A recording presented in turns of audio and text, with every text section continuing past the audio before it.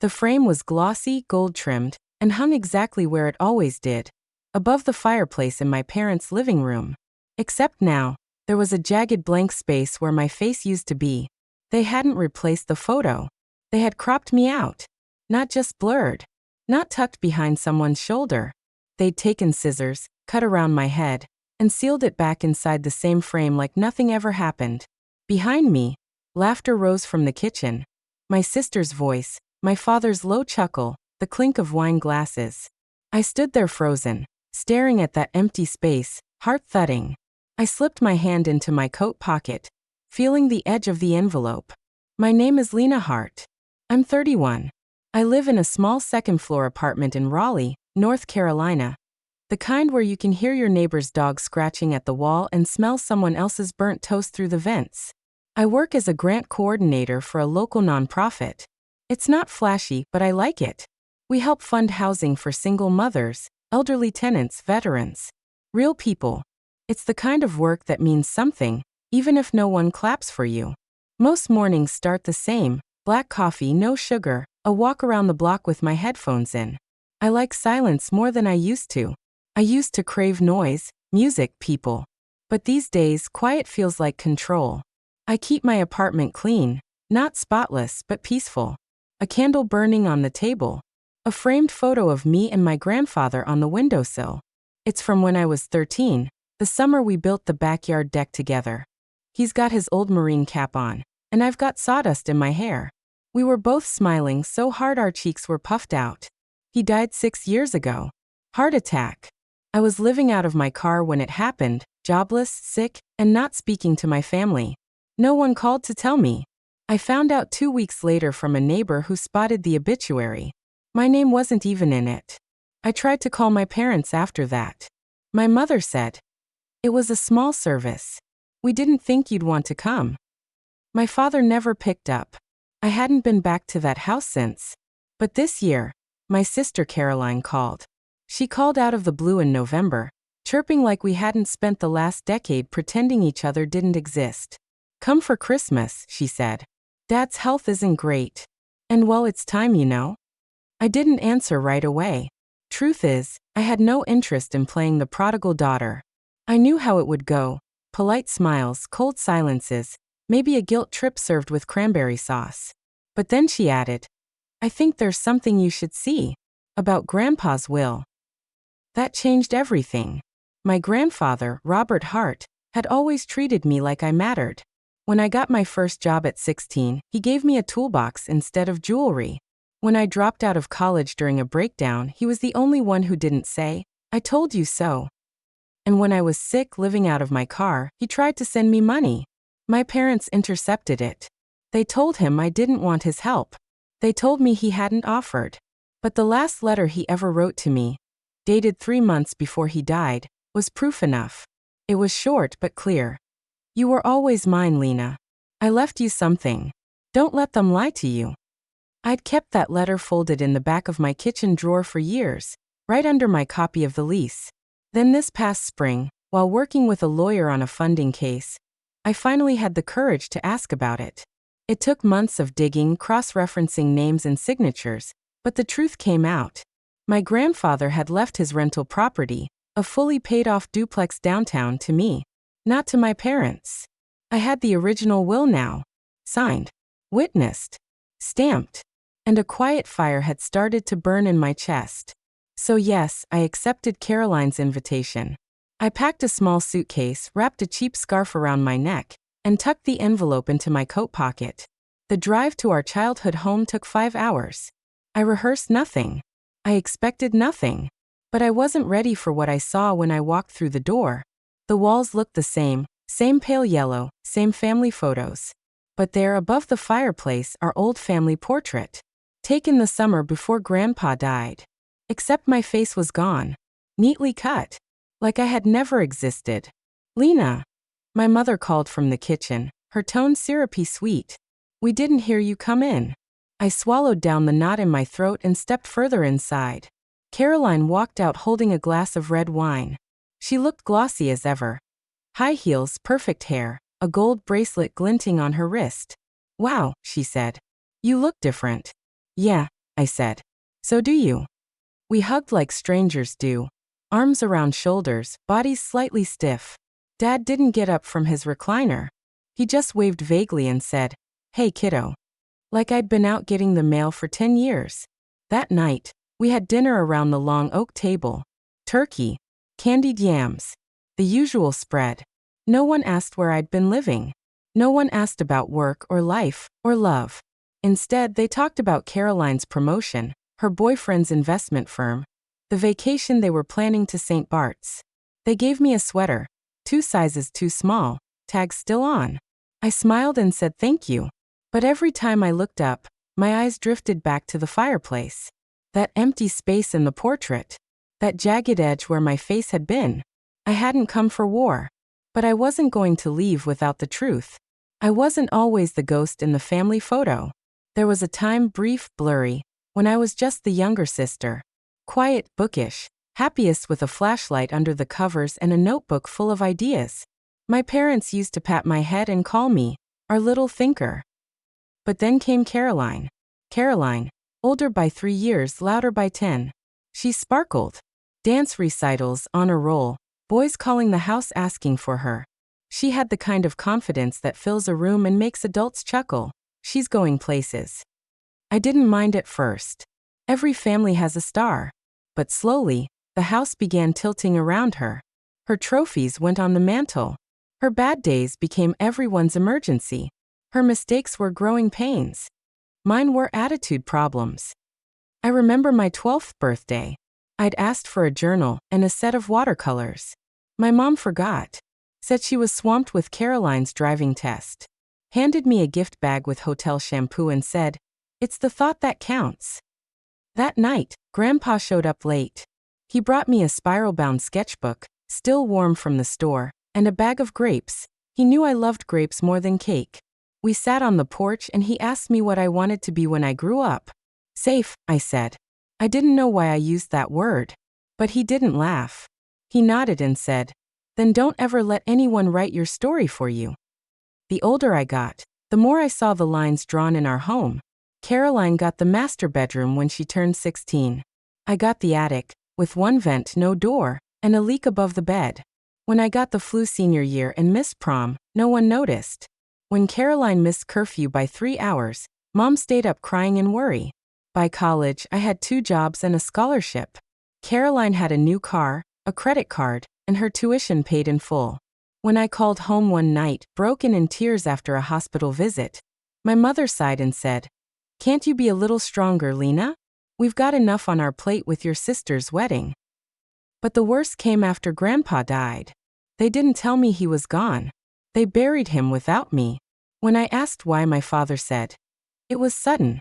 We didn't want to overwhelm you." What they really didn't want was a paper trail. What I found out, years later, was that after Grandpa's death, his lawyer had mailed the original will to our house. A copy was sent to the county clerk's office, but never followed through.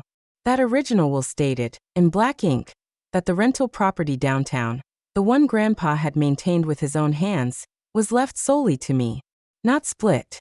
Not shared. Not held in trust. Mine. But when I moved out 2 months after his death, my parents never mentioned the property. They told me Grandpa hadn't left much.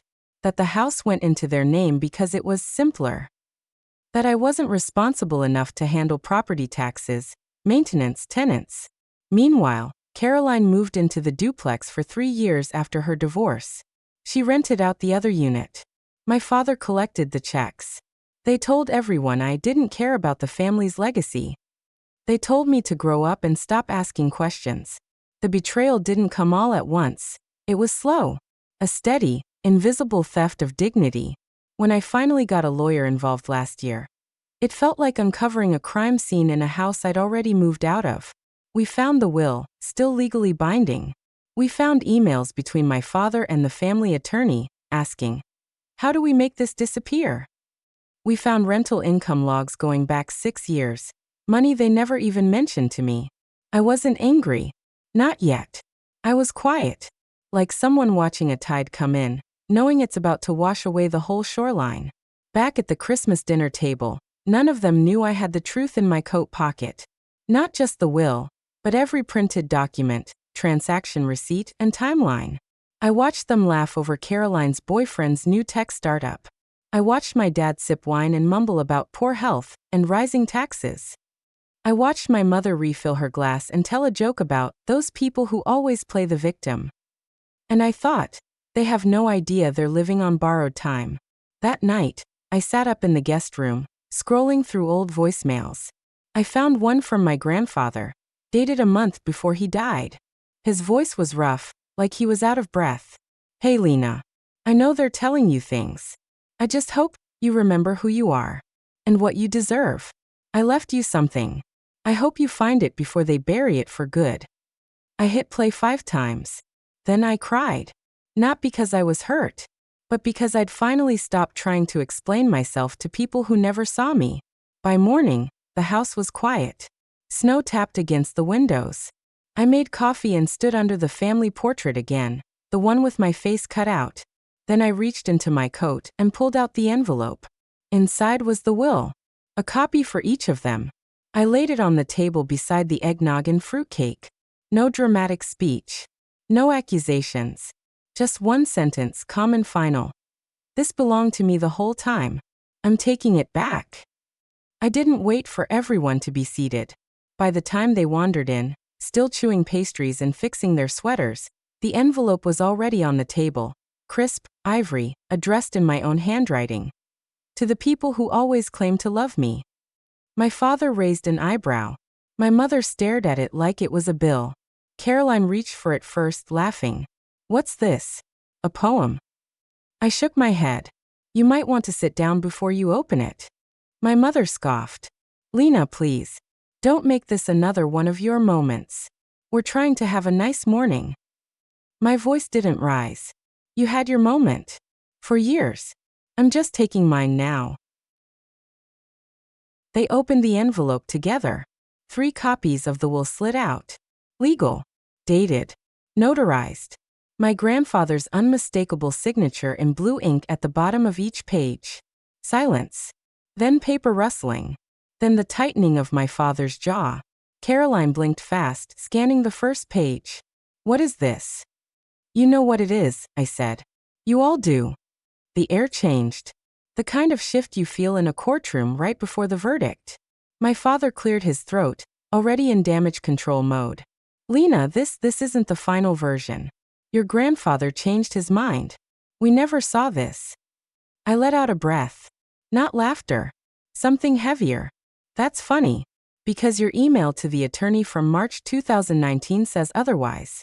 The one where you said, quote, 'We need this document buried before Lena stirs things up.'" Caroline looked at him. "Dad." My mother leaned forward, voice low. "You need to understand, Lena. You were young. You didn't know how to manage things. We were trying to protect you." "You mean rob me?" My hands were still. My eyes steady. "You had no right." It was like watching actors stumble off script. First came the denial. "You don't understand how hard things were after your grandfather passed. We made decisions under pressure." Then came the guilt trip. "We supported you as best we could. Who paid your hospital bill when you were 21, huh? You never asked to be involved in family matters. You always made us feel like we were walking on eggshells." I didn't flinch. I asked. Repeatedly.